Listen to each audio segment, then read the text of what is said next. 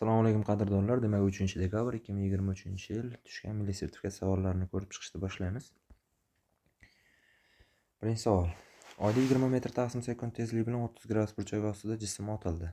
Jismning parvoz vaqti qancha?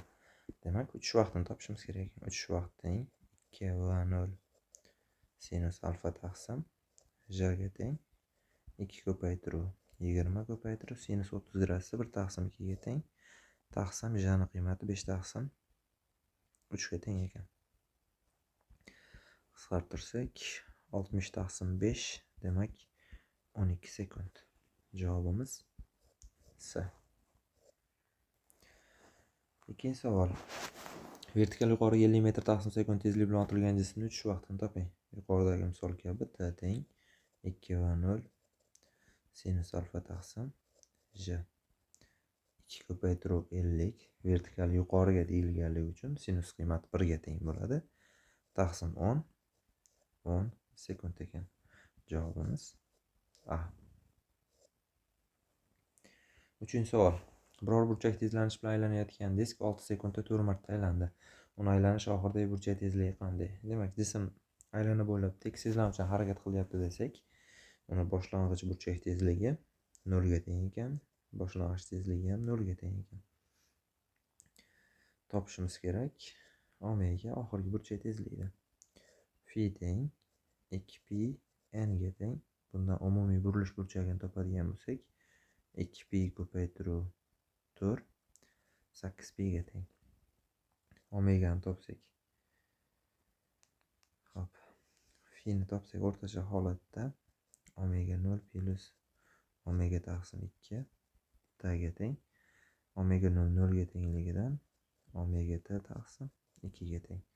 Bunda omegani topsak 2 ta phi taqsim t ga teng. Demak, 2 ko'paytiruv 8pi taqsim 6 sekund. Bu 8pi taqsim 3 ga teng. Javob B. To'rtinchi savol. 25 gramm jismning og'irlik kuchini toping. Og'irlik kuchi P teng mj ga teng. Bu muammo bo'lmasa kerak. Demak, 25 gramm degani 0,1025 10 ga ko'paytirsak 0,125 newtonga teng. Javobimiz B javob. 5-savol.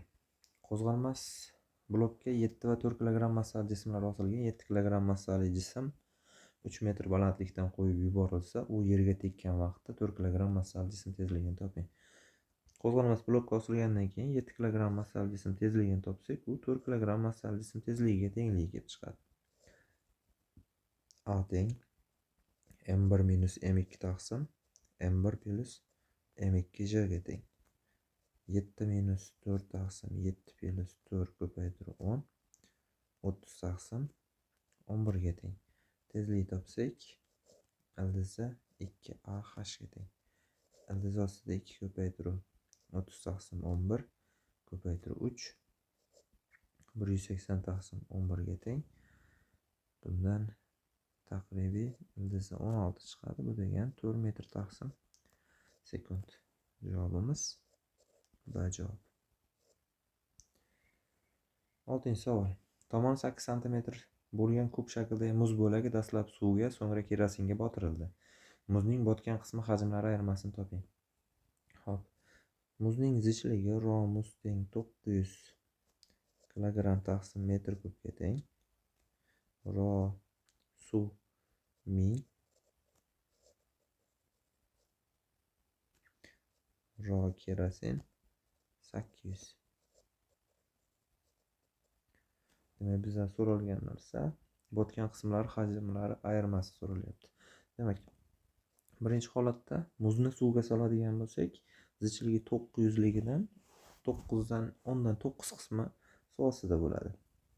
Demak, va botgan qismni topadigan bo'lsak 0,9 v ga teng bo'ladi. Bu degani kub shaklda bo'lgandan keyin 8 kubi 512 ga teng 0,9. Xo'p, va bo'yicha turaversin bu. Ikkinchi holatda kerosinga botiradigan bo'lsak, va botgan ikkinchisi muz zichligi suyuqlik zichligidan kattaligi uchun to'laligicha botadi. Bizdan umumiy ayirma so'ralyapti. Demak, va botgan 2 minus va botgan 1 0,1 v ga teng bo'ladi. Demak, delta V'imiz 0,1. 8 kubi 512 santimetr kubda chiqadi. Bu degani 51,2 santimetr kub. Javob B javob. 7-savol. 25 cm amplituda va 0,2 Gz chastota bilan tebranayotgan 10 kg massali jism qanday maksimal kuch ta'sir etadi? Tezlanishni topamiz.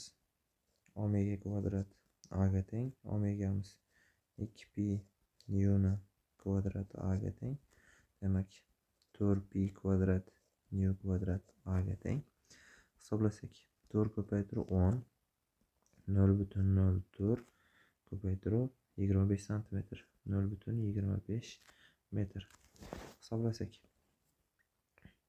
4 kira 0,25 1 ga teng. 10 ni 0,04 ga ko'paytirsak 0,4 metr taqsim sekund kvadratga teng ekan. Bizdan maksimal kuch so'ralyapti. Bu ma ga teng 4 newton. Javob B. 8-savol. Agar jism massasi 4450 kg, hajmi 0,5 metr kub bo'lsa, bu qanday moddadan tayyorlangan? Zichligini topamiz. M taqsim V 4450 taqsim 0,5 bu 8900 kg taqsim metr kubga teng.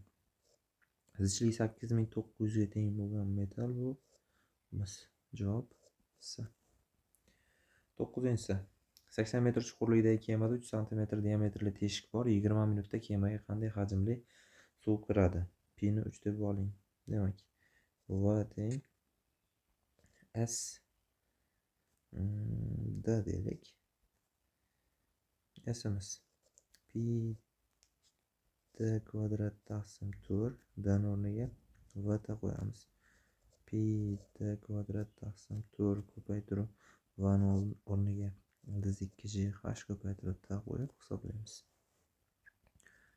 Pi ni 3 deb hisoblasak, 3 ko'paytirib 9 ko'paytirib 10 ni minus 4 taqsim 4 ko'paytirib 2gh 20 80 1600 40 ga teng. Ko'paytirib 20 ko'paytirib 60 qisqartirsak 10 ga teng.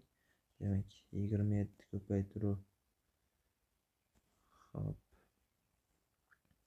12 ko'paytirib 10 ni minus 1. Bu degani 27 ko'paytirib 1,2 ko'paytirsak 5,4 27 32,4 metr kub ekan. Javob B.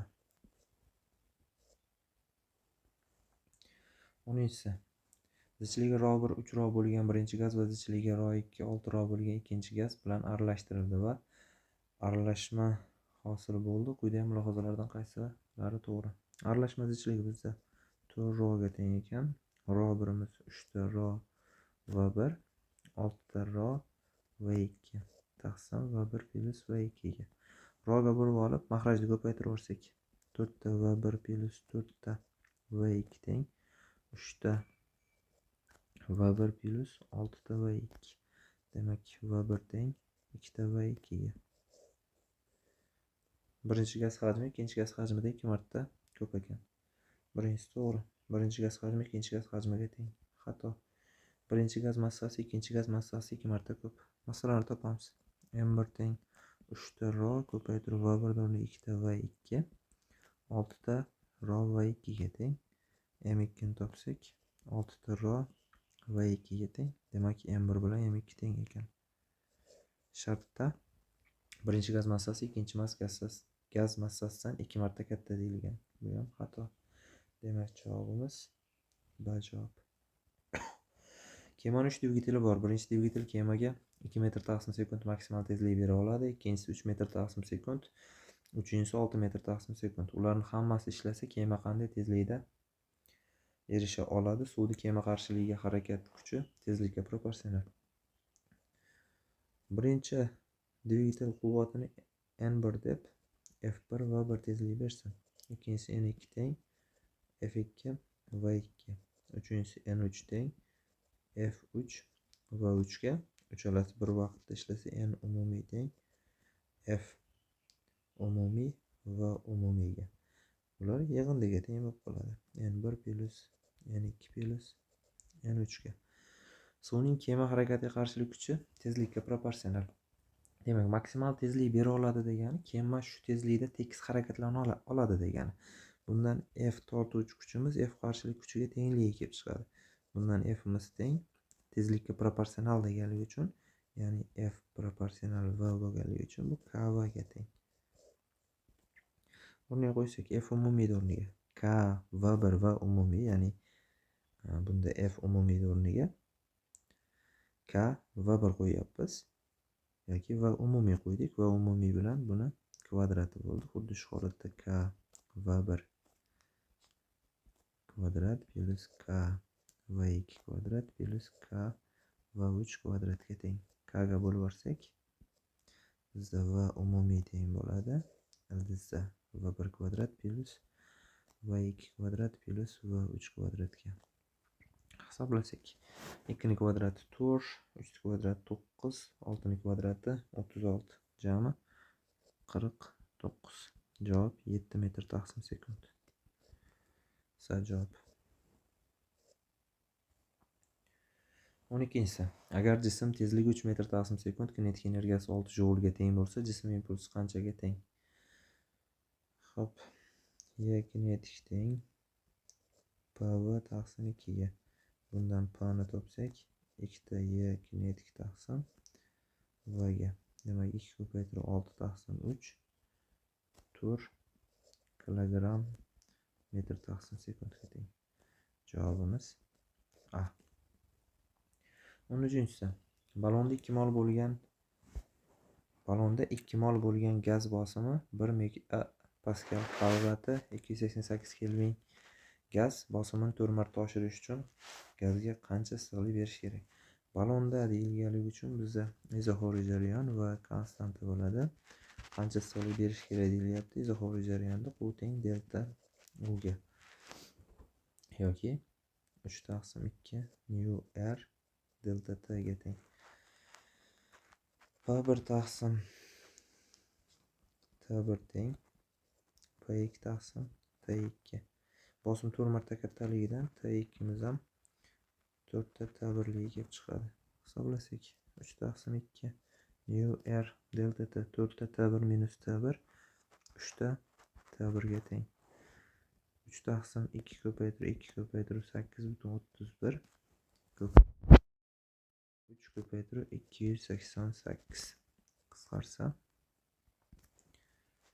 demak 3 ko'paytirib 25 ko'paytirib 288 hisoblasak, 21600 joule yoki 21,6 kilojoule desak bo'ladi. Javobimiz A javob.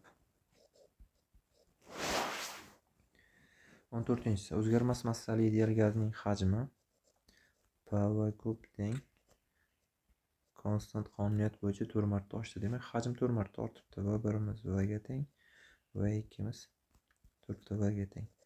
PV taqsim T imiz ham konstant. Birinchi ifoda bilan ikkinchi ifodani nisbatini topdik. V kub V kvadrat T teng konstant hosil bo'lib qoladi. Bundan T ni topsak, 1/V kvadrat konstant hosil bo'ladi. Demak, bundan kelib chiqadiki, temperatura hajmda kvadratiga teskari proporsional. Hajm 4 marta ortadigan bo'lsa, temperatura 16 marta kamayadi. Javob C. 15-si. Bosimi 10 megapascal, harorati 770 kelvin bo'lgan karbon tangidrit gazi zichligini toping. PV teng M taqsim mu RT ga teng. Zichlik deganimiz M taqsim V teng roligidan V ga bo'lib yuborsak, P teng R taqsim mu RT kelib chiqadi. Demak, R teng P mu taqsim RT. 17-si ko'paytiruv karbon tangidrit 1232 44 ko'paytiruv 10 minus 3-si taqsim 770 ko'paytiruv 8,31 11 ga bo'lsak, 4'ta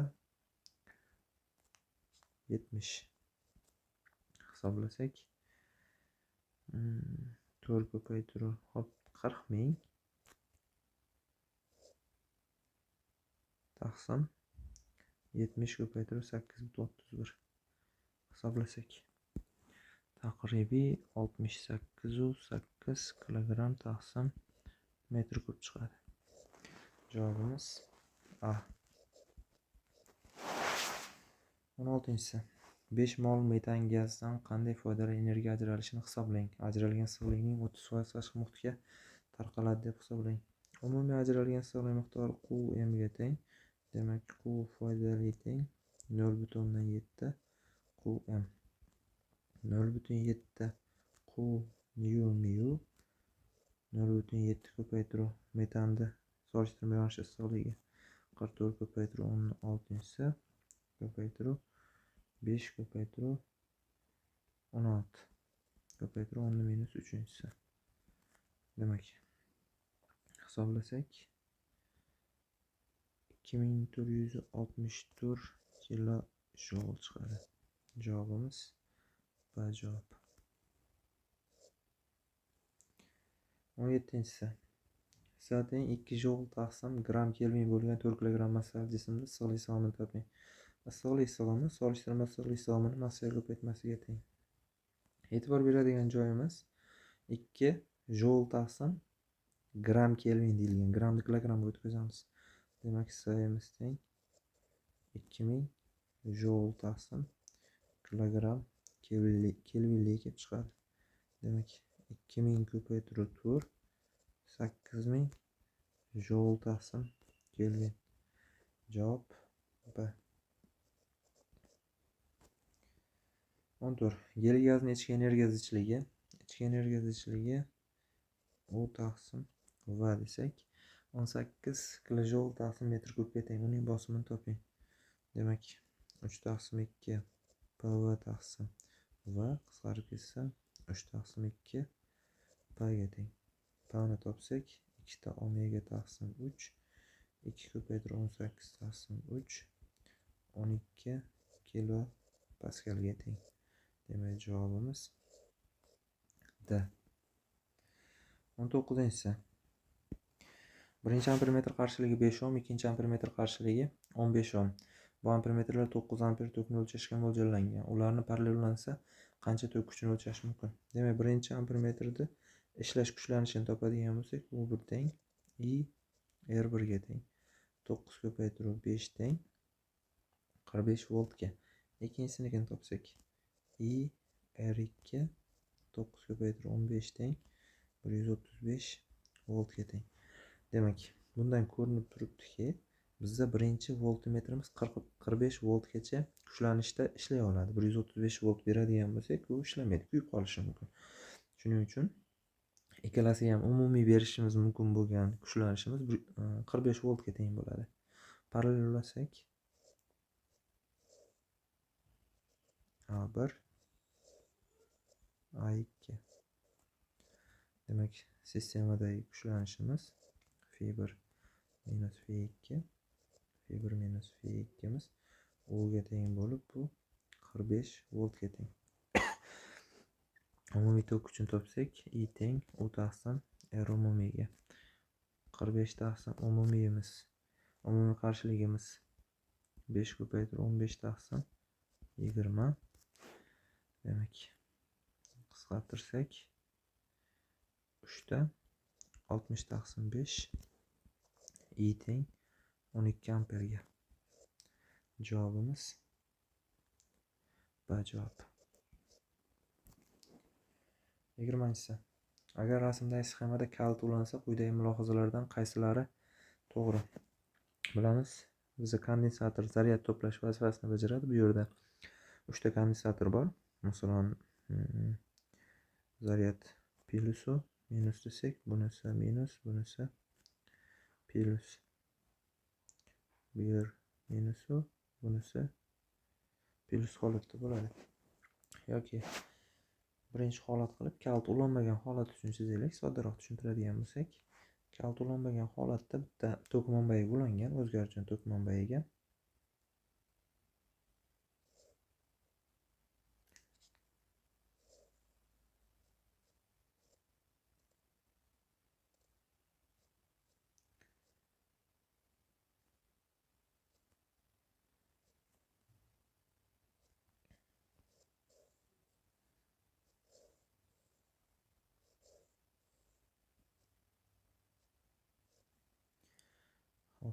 S2, S1, S3. Kuchlanishimiz uga teng bo'lsin. Bu yerda potensialimiz F1 ga, bu yerda potensial F2 ga teng bo'lsin. Ulanmagan holatda ikkita sistema, ya'ni S1, S2 bilan S3 bir-biriga parallel ulangan. Demak, bularda yuqori va pastki tomondagi potensiallar farqi bir-biriga teng bo'lishi kerak. Shunda bu nuqtadagi potensialimiz ham bizda F2 ga tengligi kelib chiqadi. Bu nuqtadagi potensialimiz F3 ga teng bo'lsin. Demak, bizda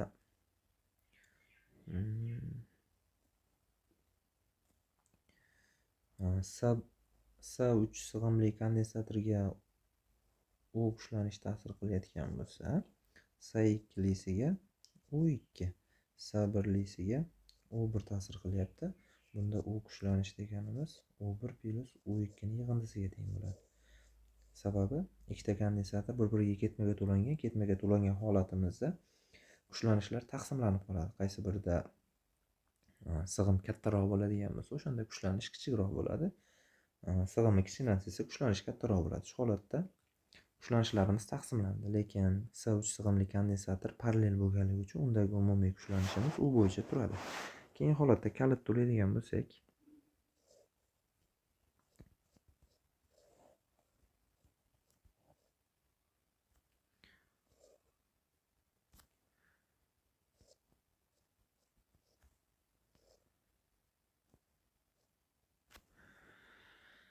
bu yerda kalit ulangan. Hop, S2, S3 bu S1 ga teng bo'lsa, yana to'p manbai bo'ladik buni. Boyagidek yana umumiy kuchlanishimiz U ga teng bo'lsin. Bu yerda potensial farq F1 ga, bu yerda potensialimiz F2 ga teng. Hop, bu yerda F2 ga teng. Bu yerda F1, bu yerda ham F1 ga teng. Hop, bu yer F2 ga teng bo'lgandan keyin bu yerda o'tkazgich borligi uchun bu yerda potensial ham F2 ga teng bo'ladi.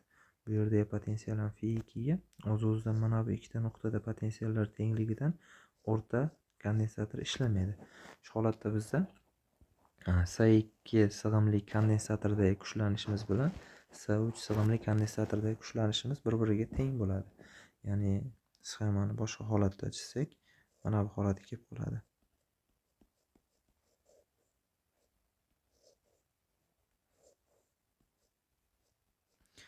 Ya'ni S1 sig'imli kondensator ishlamadi, keraksiz holatga kelib qoladi. O'sha holatda kuchlanishimiz U ga teng bo'lsa, S3 sig'imli kondensatorda ham U ga teng bo'ladi. S2 sig'imli kondensatorda ham kuchlanish U ga teng bo'ladi.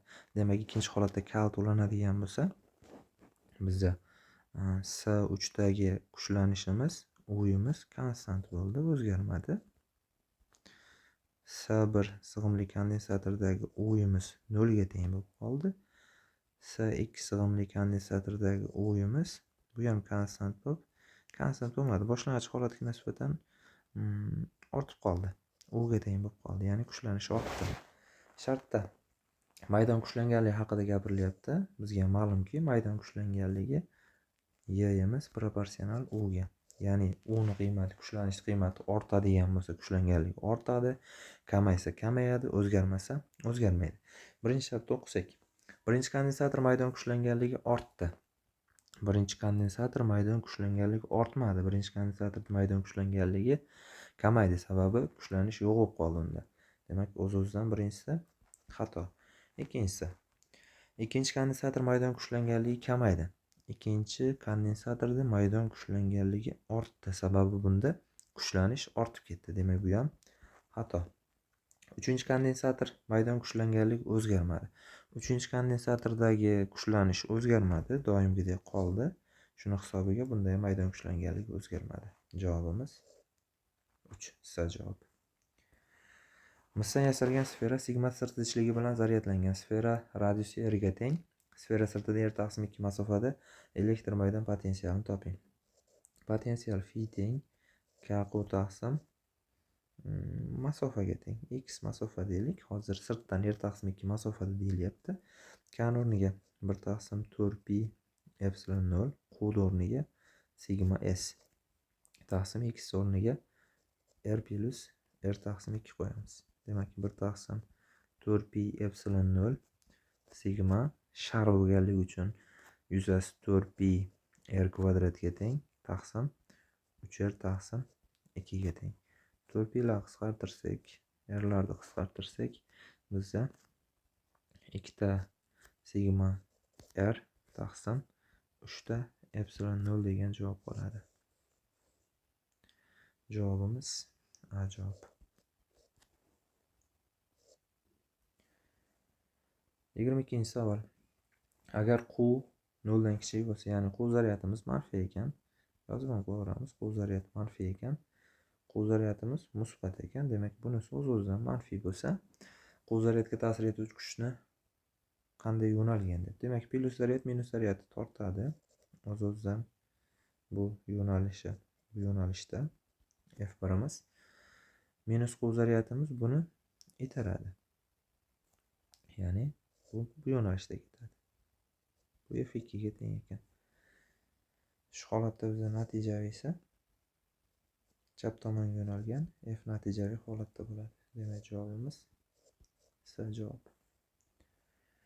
Bir tekislikda joylashgan rasmdagi x va y to'g'ri o'tkazgichlardan mos ravishda 2 va 4 amper tok kuchi o'tmoqda. O'tkazgichlarni K va L nuqtalarida hosil qilgan natijaviy magnit induksiyalarining moduli BK va BL ga teng.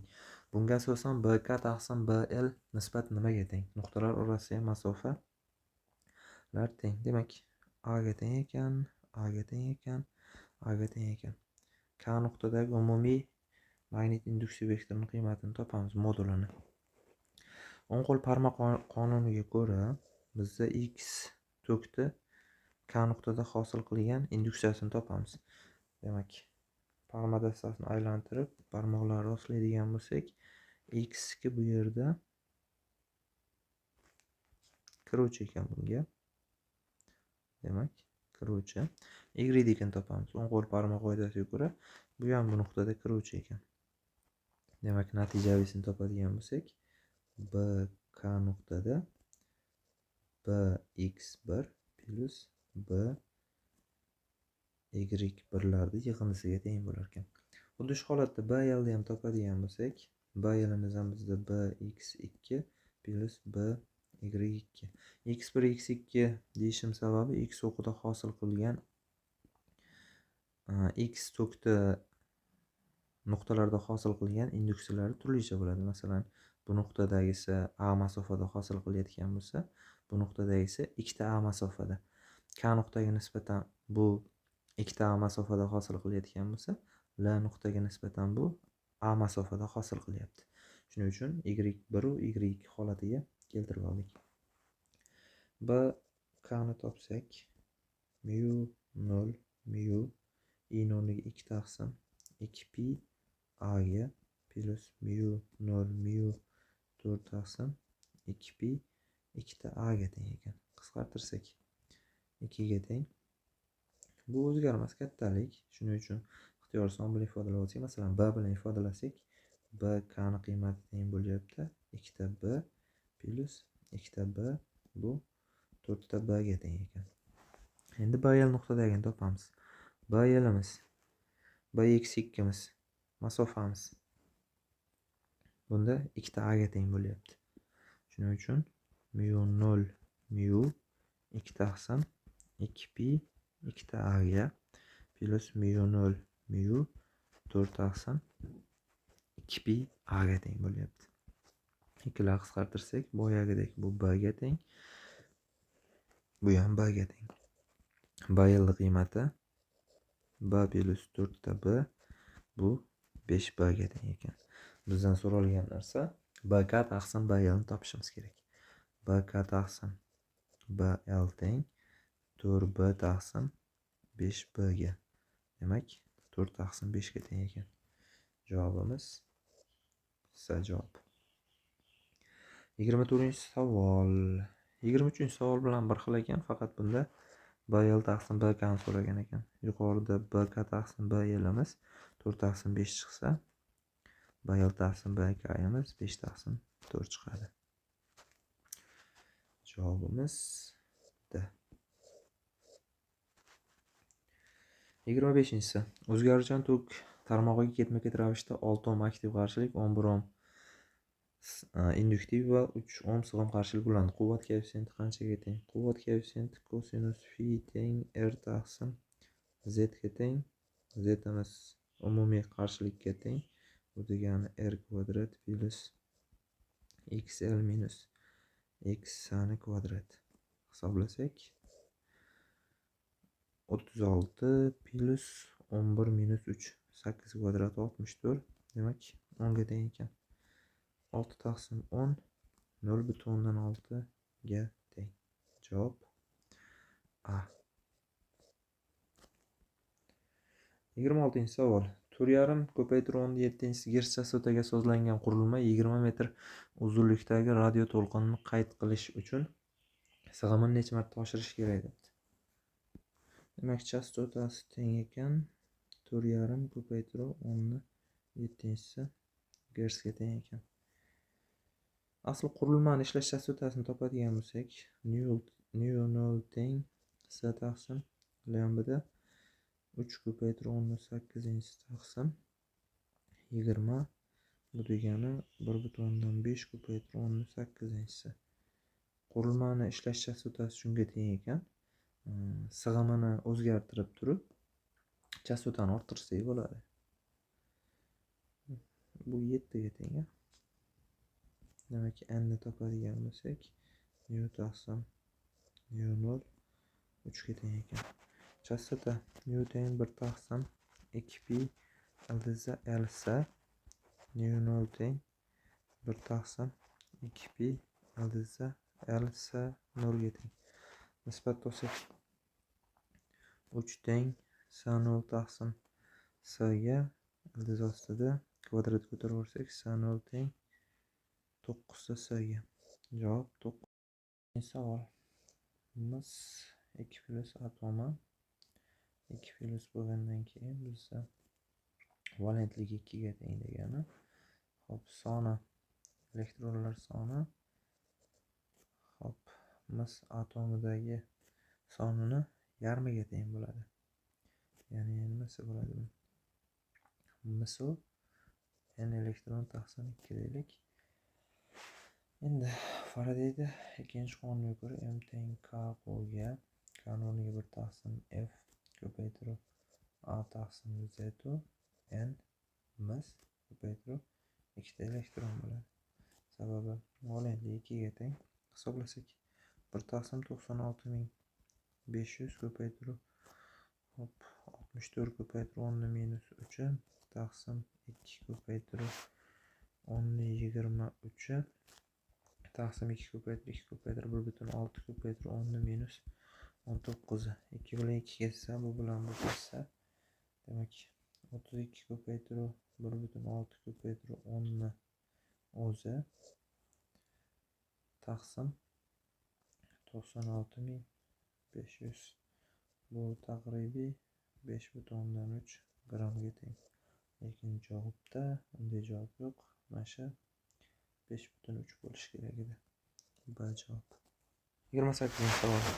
Yuqi 6 volt bo'lgan manbaga qarshiligi 20 ohm bo'lgan resistor ulandi. Qarshiligi 20 ohm bo'lgan resistor ulandi. Agar resistordagi kuchlanish u teng 4 volt bo'lsa, manbaning ichki qarshiligini toping. Demak, manba tashqi qarshilik ulangan yuqi. U bu yerdan I tok kelayotgan bo'lsa, bundan I tok chiqyapti degani. I tok topadigan bo'lsak, u taqsim r ga teng. Uni topadigan bo'lsak, u bor 4 taqsim 20 teng 1 taqsim 5 ga 0,2 amper tok o'tyapti ekan.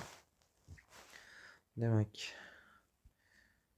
I teng epsilon taqsim r plus r ligidan epsilon teng ir plus u ga. Bundan r ni topsak, epsilon minus u taqsim i ekanligi kelib chiqadi. 6 minus 4 taqsim 0,2 2 taqsim 0,2 teng 10 ohmga. Javobda 29-si. Fokus masofasi 18 cm bo'lgan yig'uvchi linzada 4 marta kattalashgan To'g'ri tasvir hosil bo'ldi. Linzadan buyumgacha bo'lgan masofani toping. Demak, fokus masofasi 18 cm 4 marta kattalashgan. To'g'ri tasvir deyilgan. To'g'ri tasvir deyilganligi uchun tasvir mavhum hosil bo'lyapti. Yozamiz 1 taqsim f teng 1 taqsim d minus 1 taqsim f ga. K'imiz teng f taqsim d ga yoki f topsak kd. Bu degani 4 ta d ga teng ekan. Hisoblasak 1 taqsim 18 teng 1 taqsim d minus 1 taqsim 4 ta d 3 taqsim 4 d ga. D ni topsak 54 taqsim 4 ga teng ekan. Bizdan tasvir va linzadan buyumgacha bo'lgan masofani toping debdi. D ni topsak bo'ldi ekan. 54 4 ga bo'lsak bitta 3 ta 5 ta 13,5. Javob C. 30-si. Diffraksion panjara doimiysi 1,4 mikrometr. Panjarada hosil qilingan diffraksion manzarani birinchi tartibli maksimum 30 gradus burchak ostida kuzatilayotgan bo'lsa, nurning to'lqin uzunligini toping. K lambda teng d sinus alfa. Lambdani topsak 1,4. Javob mikroda ekan. Mikro shart emas, ko'paytirib 1 taqsim 2 taqsim 1. Demak 0,7 mikrometr. Javobimiz D javob. 31 savol. Agar A nuqta 8 metr taqsim sekund tezlik 8 metr sekund, ko'zgu esa 3 metr taqsim sekund tezlik bilan harakatlanayotgan bo'lsa, A nuqtaning tasviri yerga nisbatan qanday tezligi qanday debdi. Demak, yuqoriga 8 metr taqsim sekund bo'lsa, hop, A nuqtaning tasviri mana shu nuqtada bo'ladi. Ko'zgu v2 tezlik bilan harakatlanish natijasida tasvir ham v2 tezlikda harakatlanadi. O'sha holatda vx o'qi bo'yicha 2 ta v ga teng bo'lib qoladi. V nisbiyni topadigan bo'lsak, v1 kvadrat plus 2 ta v2 ni kvadratiga teng bo'ladi. Demak, v nisbiy teng 64 plus 36. Javob 10 metr taqsim sekund. A javob ekan. 32 misol. Quyoshdan kelayotgan nurning intensivligi 1400 watt taqsim metr kvadrat. Bu nurning absolyut qora sirtdagi bosimini toping. Qora sirt nurda to'laligicha yutadi. Demak, I taqsim S K plus 1 ga teng. To'la yutuvchi bo'lganligi uchun K ni qiymati 0 ga teng bo'ladi. Bundan I taqsim S ni topamiz.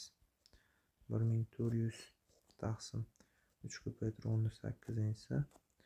Bu degani 14 taqsim 3 mikro paskalga teng. Javob 14 taqsim 3. Izoh yozib qo'yish kerak ekan. Javobimiz mikro paskalda. B javob. 33, 34, 35 savollar. A va F larni o'zaro to'g'ri moslashtiring. Quyidagi bir atomli ideal gaz hajmini bosimga bog'lanish grafigi berilgan. Demak, hajmni bosimga bog'lanish grafigi berilibdi. 33-si. Rasmdagi ma'lumotlardan foydalanib bir siklda bajarilgan ishni toping. Bir siklda bajarilgan ish shu uchburchak yuzasiga teng bo'ladi. Demak, A teng V0 ko'paytiruv 5P0 taqsim 3 minus P0 taqsim 2 ga. Demak, A'imiz teng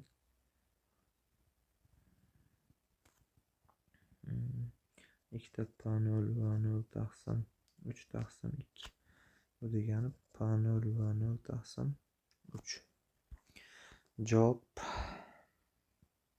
S javob ekan. 33 ga javob S. 34-si. 1, 2, 3 o'tishda gaz ichki energiyasi qanchaga o'zgaradi? 1, 2, 3. Gaz ichki energiyasi qanchaga o'zgaradi? Demak, birinchi holatda 1 va 2 o'tishda hisoblaymiz. delta U teng 3 taqsim 2 P2 V2 minus P1 V1 ga hisoblasak, delta U'miz teng 3 taqsim 2 P2'miz P0 ga V2'miz 7 V0 taqsim 3 ga teng minus P1'imiz 5 P0 taqsim 3 V0 ga teng ekan. Hisoblasak, delta U'miz teng 3 taqsim 2 hop 7 P0 V0 minus 5 2 ekan. 2 P0 V0 taqsim 3 bu degani P0 V0 ga teng ekan. Keyingi o'tishimiz 2 ga 3 o'tishda. 2 ga 3 nikini hisoblaymiz. Delta U teng 3 taqsim 2 P3 V3 minus P2 V2 3 taqsim 2 P3'imiz 5 P0 taqsim 3 V3'imiz 2 V0 minus P2'miz P0 7 V0 taqsim 3 ga teng ekan. Hisoblasak 3 taqsim 2 10 tadan 7 dan ayirsak 3 ta P0 V0 taqsim 3 ga teng ekan. Qisqarib ketsa, delta U'miz teng bo'ldi 3 P0 V0 taqsim 2 ga. Bizdan so'ralgani umumiysini so'rayapti. Yig'indisini olib qo'yamiz. Delta U1 plus delta U2'miz P0 V0 plus 3 P0 V0 taqsim 2. Demak, 5 taqsim 2 P0 V0 ekan. Javobimiz F javob ekan. 1 3 2 o'tishda ichki energiya qanchaga ortganini hisoblang. 1 3 2. Demak, birinchi holatda 1 3 o'tishini hisoblaymiz. Delta U1 teng izobarik jarayonda albatta hisoblab ketaveramiz. 3 taqsim 2 5 P0 taqsim 3 ko'paytiruv hajm qanchaga o'zgardi? V0 ga o'zgardi. Demak, qisqarib ketib 5 P0 V0 taqsim 2 ga tengligi kelib chiqdi. Ikkinchisinikini hisoblaymiz. 3 2 o'tish. 3 2 o'tishimizda delta U2 teng 3 taqsim 2 P0 7 V0 taqsim 3 minus 5 P0 taqsim 3 2 V0. Hisoblasak 3 taqsim 2 7 P0 V0 minus 10 P0 V0 minus 3 P0 V0 taqsim 3. Demak, minus 3 taqsim 2 P0 V0 ekan. Qanchaga ortganini hisoblang degan qo'shamiz. Delta U1 plus delta U2 birinchi holatda ortgan, ikkinchi holatda kamaygan. Demak, 5 P0 V0 taqsim 2 minus 3 P0 V0 taqsim 2. Demak, P0 V0 kelib chiqar ekan. Javobimiz A javob. Demak, 33 ga S javob, 34 ga F javob, 35 ga A javob. Xuddi shu holatda P ni V ga bog'lanishi grafigi keladigan bo'lsa, ichki energiya o'zgarishini topayotganda delta U teng I taqsim 2 U2 minus U1 ga qo'yasizlar yoki delta U'ni hisoblashda shunchaki U2 minus U1 ga qo'yaverasizlar. Shunda U2 o'rniga I taqsim 2 P2 V2 minus P1 V1 ko'rinishiga keladi. Bajarilgan ish so'ralayotganda P va soha yuzasini hisoblab topilsa bo'ldi. Ya'ni P1 plus P2 taqsim 2 V2 minus V1 holatida. 36-savol.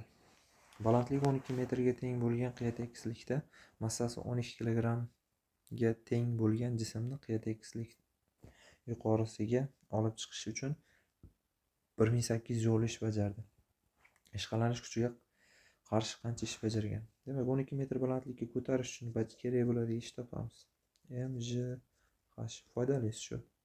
12 ko'paytirib 10 ko'paytirib 12 1440 joule. Demak, asli 1440 joule ish bajarilishi kerak ekan, lekin 1800 joule ish bajarilibdi. Bu degani ishqalanishga bajarilgan ish topishimiz uchun 1800 dan 1440 ta ayirsak 360 joule deb chiqadi. Demak, 360. Jism qo'yib yuborilsa, qiya tekislik oxirida kinetik energiya qanchaga teng bo'ladi? Jism qiya tekislikdan qo'yib yuboradigan bo'lsak,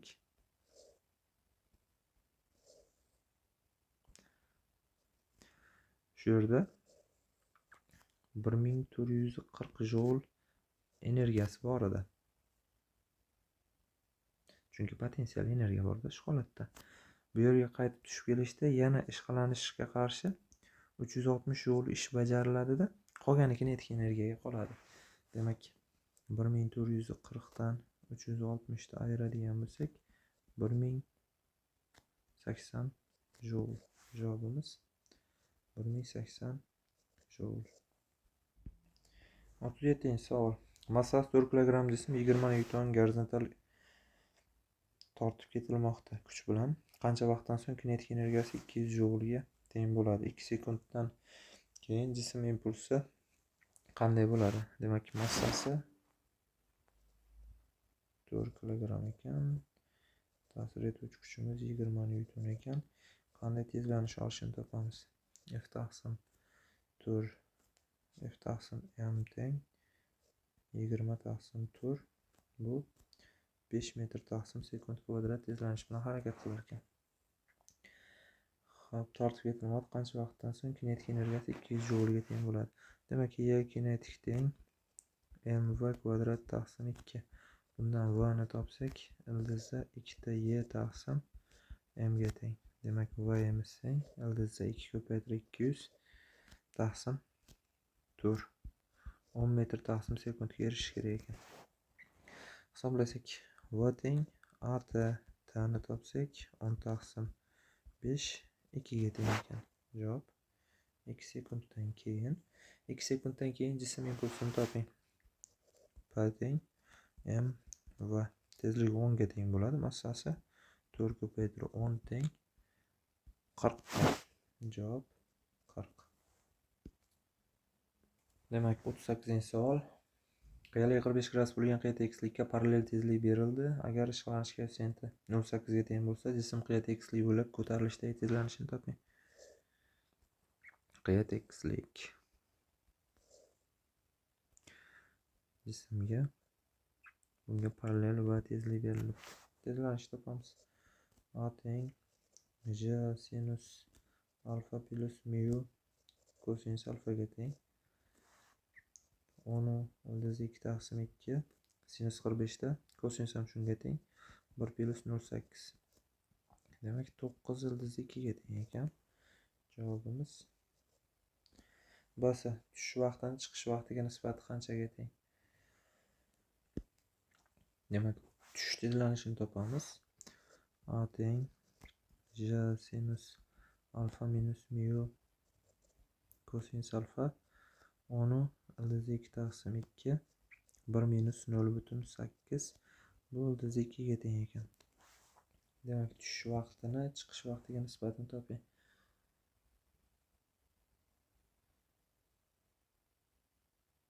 Tushish vaqti bizda hop v teng a t1 desak, tezliklar bir xil bo'ladi. A t2 desak, birinchisi tushish vaqti, ikkinchisi chiqish vaqti. Tushganda ildizda 2 t1, chiqqanda 9 ildizda 2 t2 bo'ldi.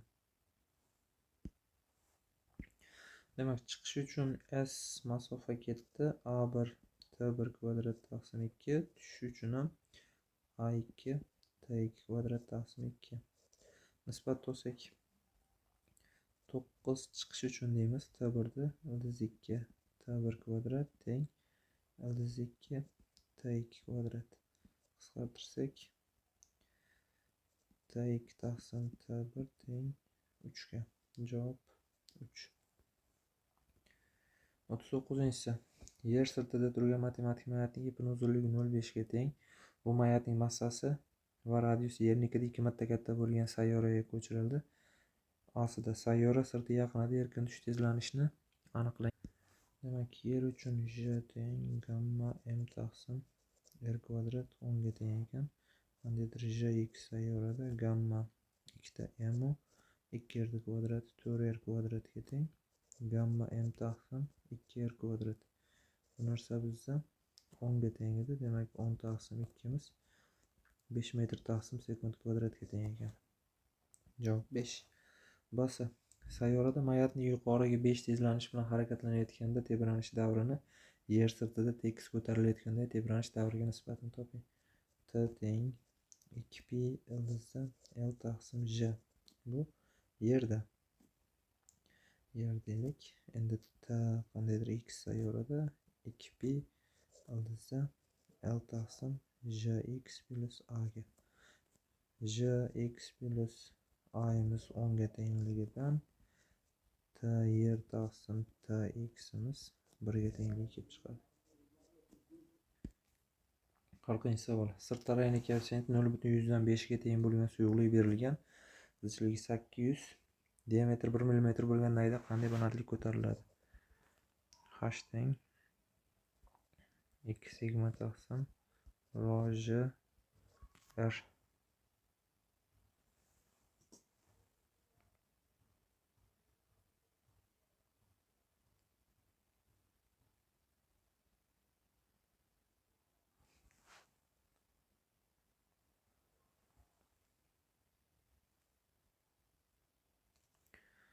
Demak, 2 ko'paytirib 0,05 taqsim 800 ko'paytirib 10 ko'paytirib 1 mm bo'lsa, 5 ko'paytirib 10 ni minus 4-si. Hisoblasak h teng 1000 taqsim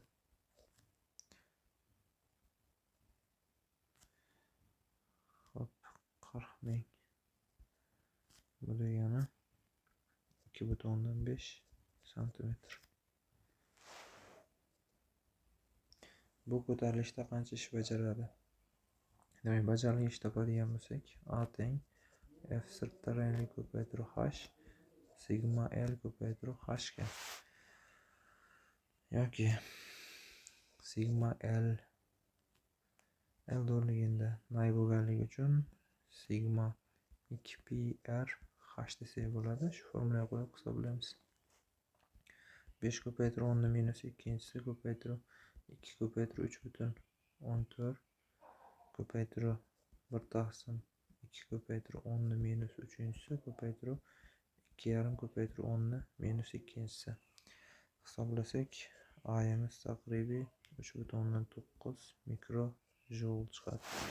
Javobimiz 3,9 mikro joule, bunisi santimetr. 41-si. Harakatdagi massasi tinchlikdagi massasidan 1,25 marta ortiq jismning harakatlanish tezligini toping. M teng m0 taqsim ildizda 1 minus v taqsim s ni kvadrat. M taqsim m0'imiz 1,25 ga teng ekan. Hop, m taqsim m0 teng s ni kvadrat 1,25. 1,25 ni 5 taqsim 4 desak bo'ladi.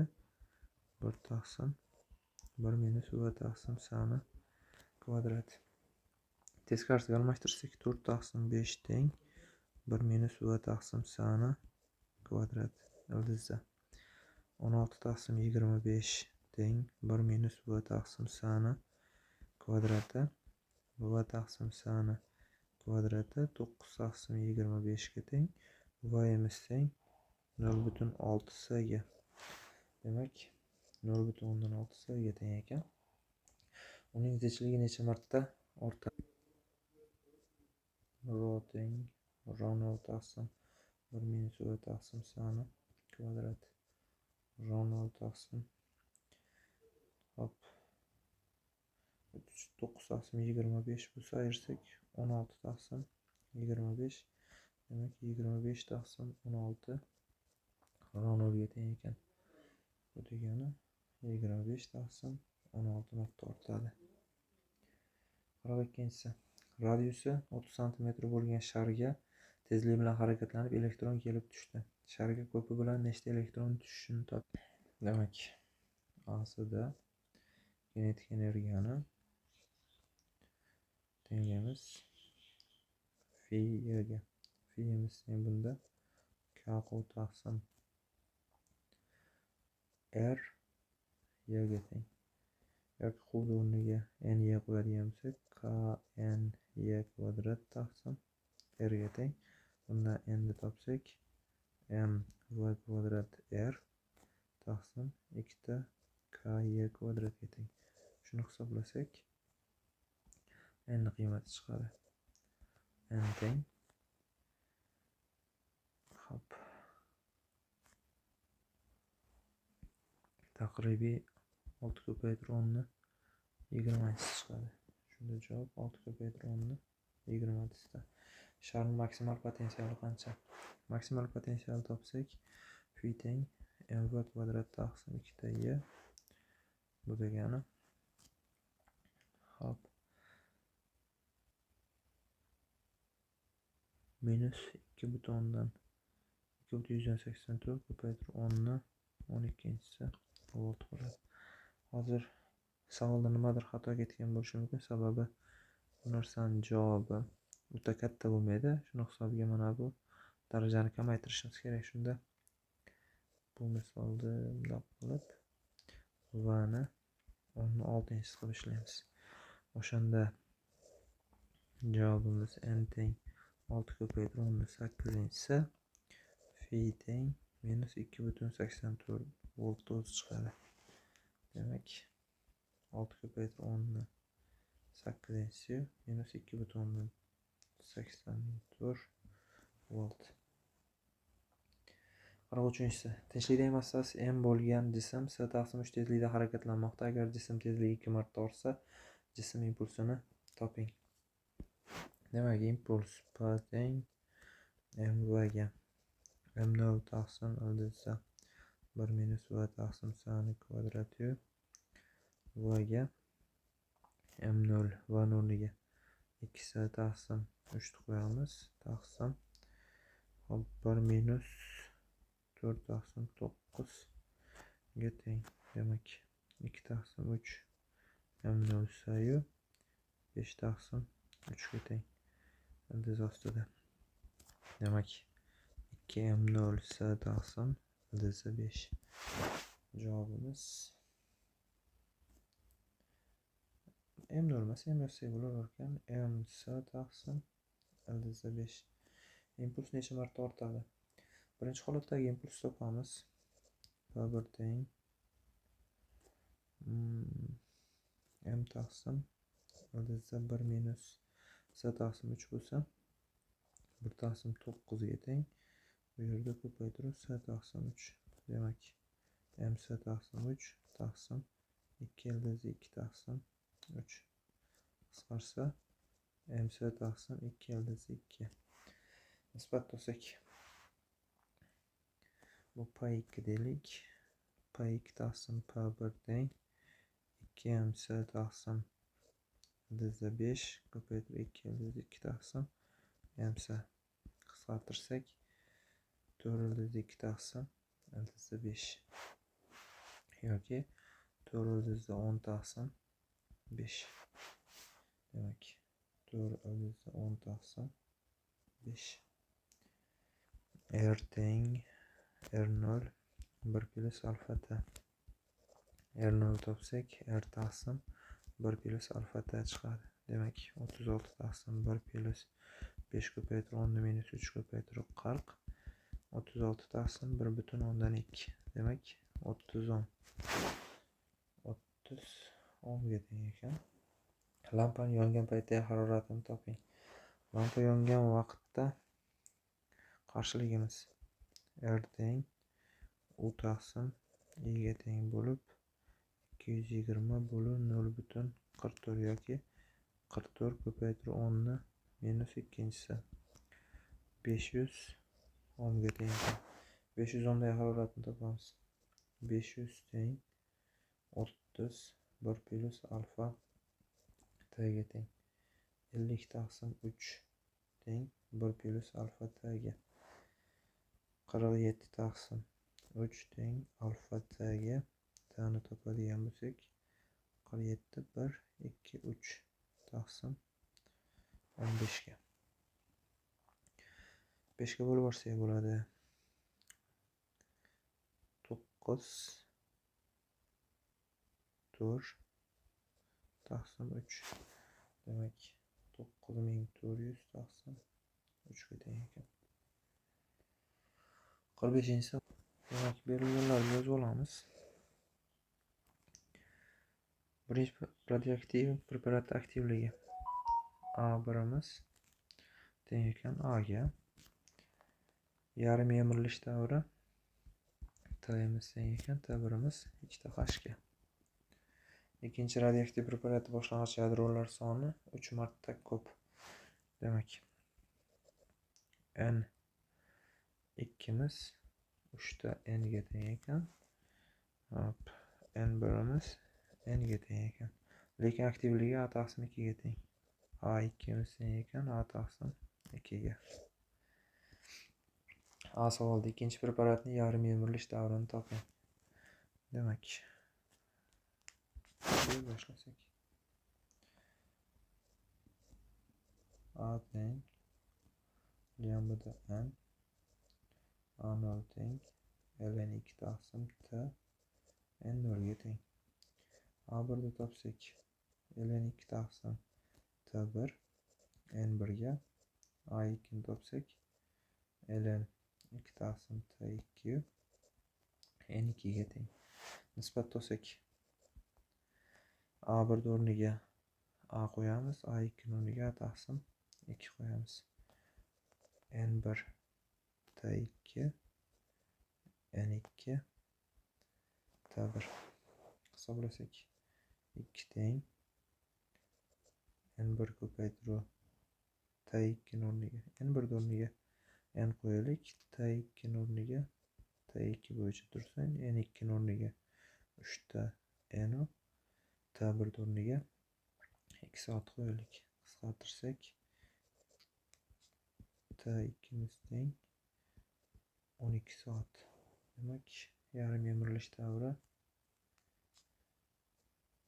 12 soat ekan.